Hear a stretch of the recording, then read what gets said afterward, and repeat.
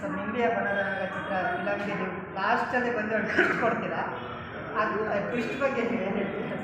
Twist ಬಗ್ಗೆ ಹೇಳಬೇಕು ಅಂತ ನೀವು ಪಾರ್ಟ್ 2 ವೇಟ್ ಮಾಡಬೇಕು. ನನ್ನ ಕ್ಯಾರೆಕ್ಟರ್ ಲಾಸ್ಟ್ ಬಂತು ಹಾಗೆ ಹೀಗೆ, ಬಟ್ ಪಾರ್ಟ್ 2 ತುಂಬ ಮಜಾ ಕೊಡುತ್ತೆ. ಇಲ್ಲಿ ಪಾರ್ಟ್ 1ಅಲ್ಲಿ ಸ್ವಲ್ಪ ಎಮೋಷ್ನಲ್ ಆಗಿ ಕಾಣಿಸ್ತೀನಿ ನಾನು, ಬಟ್ ನನ್ನ ರಿಯಲ್ ಕ್ಯಾರೆಕ್ಟರ್ ತುಂಬ ಜೋವಿಯಲ್ ಆಗಿರೋದ್ರಿಂದ ಪಾರ್ಟ್ 2 ಮಜಾ ಇರುತ್ತೆ.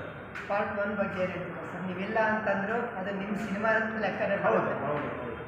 ಇಲ್ಲ, ಇದೇನೆಂದರೆ ಈ ಸಿನಿಮಾ ನಾವು ಆರಂಭ ಮಾಡಿದಾಗಿಂದ ಕೂಡ ಮೊದಲನೇ ದಿನದಿಂದ ಹಿಡಿದು ನಾವು ನಮ್ಮ ಡೈರೆಕ್ಟರ್ ಒಟ್ಟಿಗಾಗಿರಲಿ, ನಮ್ಮ ನಿರ್ಮಾಪಕರೊಟ್ಟಿಗಾಗಿರಲಿ, ಮಾದೇಶ್ ಸರ್ ಹಾಗೆ ನಮ್ಮ ಪ್ರೊಡ್ಯೂಸರ್ ಜೊತೆನೂ ಕೂಡ ನಾವು ಒಟ್ಟಿಗೆ ಟ್ರಾವೆಲ್ ಮಾಡ್ಕೊಂಡು ಬಂದಿದ್ದೀವಿ ಹೊಸ ಹೊಸ ಜೊತೆ. ಇವತ್ತಿನ ದಿನ ಏನು ಸಿನಿಮಾ ಒಂದು 25 ದಿನ ಹೋಗಿದೆ, ತುಂಬ ಖುಷಿ ಆಗ್ತಾ ಇದೆ. ಅದಕ್ಕಿಂತ ಹೆಚ್ಚಾಗಿ ನನಗೆ ಈ ಸಿನಿಮಾಲಿ ಕೆಲಸ ಮಾಡಿದಂಥ ಕಲಾವಿದರೊಟ್ಟಿಗೆ ನಾನು ತುಂಬ ಮೆಮೊರೀಸ್ ಇದೆ ನನಗೆ.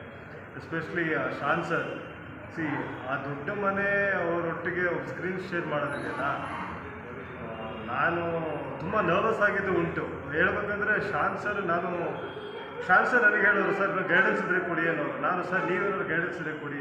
ನಮ್ಮದು ಒಂಥರ ಕ್ಯೂಟಾಗಿ ಫೈಟ್ ಇತ್ತು ನಮ್ಮದು ಶೂಟಿಂಗ್ ಸೆಟ್ಟಲ್ಲಿ.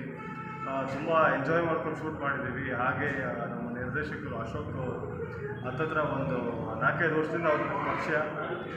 ನಾವು ಶೂಟಿಂಗ್ ಸೆಟ್ಟಲ್ಲಿದ್ದಾಗ ಮಾತ್ರ ಅವರು ಡೈರೆಕ್ಟರ್ ಆಗಿರೋರು, ನಾನು ಕಲಾವಿದಾಗಿರ್ತಾ ಇದ್ದೆ.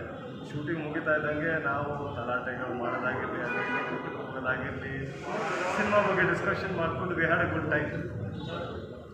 Thank you.